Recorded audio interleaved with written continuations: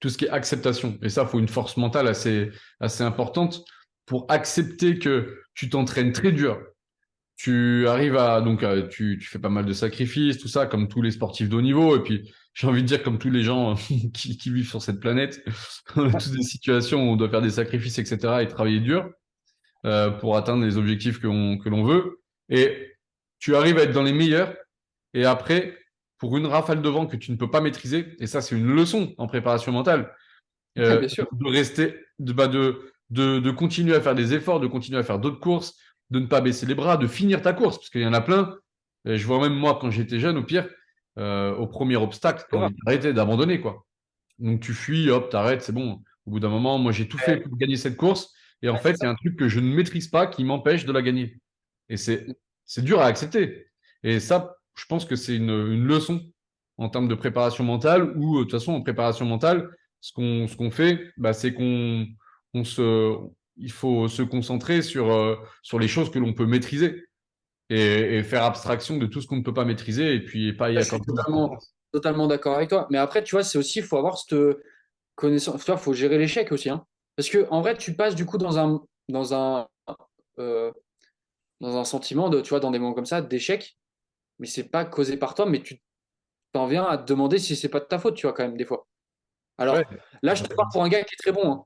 Moi, par exemple, c'était pas réellement, c'était pas vraiment mon cas, tu vois. Mais là, je te parle vraiment, pour bien préciser, je te parle d'un gars qui Ouais. est pour une personne très forte. Et ben voilà, comment tu fais pour gérer, tu vois, à ce moment-là, une course où tu considères que c'est un échec en termes de performance alors que tu as été bon. Et ben c'est dur, tu vois, c'est dur à accepter pour Ouais, une en personne fait, pour le cerveau, il y a trop extérieure. d'incohérences là-dedans. Ouais, c'est ça. Surtout, après, tu vois le classement à la fin. Et on te dit, ouais, mais toi, t'as terminé 30e, ou 50e, qu'est-ce que tu, dis pas que t'es bon. Mais, ouais, si, mais c'est le vent. Même c'est une Ouais, excuse, non, c'est mais raison. tu vois, à l'inverse, il y en a qui vont pas, qui sont, je sais pas comment t'expliquer, mais tu vois, si on raisonne dans ce principe, à l'inverse, t'en as aussi qui vont être, tu peux avoir l'effet inverse Ouais. t'es pas très bon, ou du moins t'as pas fait une grosse course, mais avec, voilà, avec les éléments extérieurs. Et après, on parle du vent, là, comme ça, parce que c'est peut-être le plus simple aussi à interpréter, mais il y a plein de choses. Il y a plein de choses, tu vois, j'ai envie de te dire. Il y a vraiment, vraiment beaucoup d'éléments extérieurs.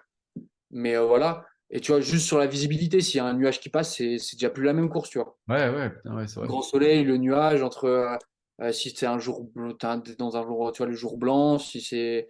T'as beaucoup d'éléments extérieurs. Mais voilà, mais c'est juste une petite parenthèse pour préciser. Mais Mais justement, sur tout ça, sur tous les éléments extérieurs. Donc, c'est, en fait, en gros, la nature, elle a une grosse place dans la performance d'un skieur, un petit peu.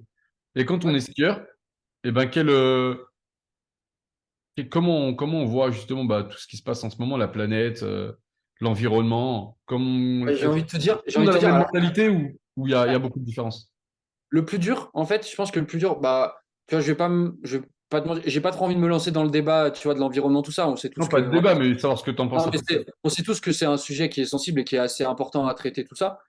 Et, euh, et c'est compliqué à gérer quand tu pratiques un élément, enfin, un sport comme le nôtre, parce que tu te retrouves avec beaucoup de choses imprévisibles, en fait.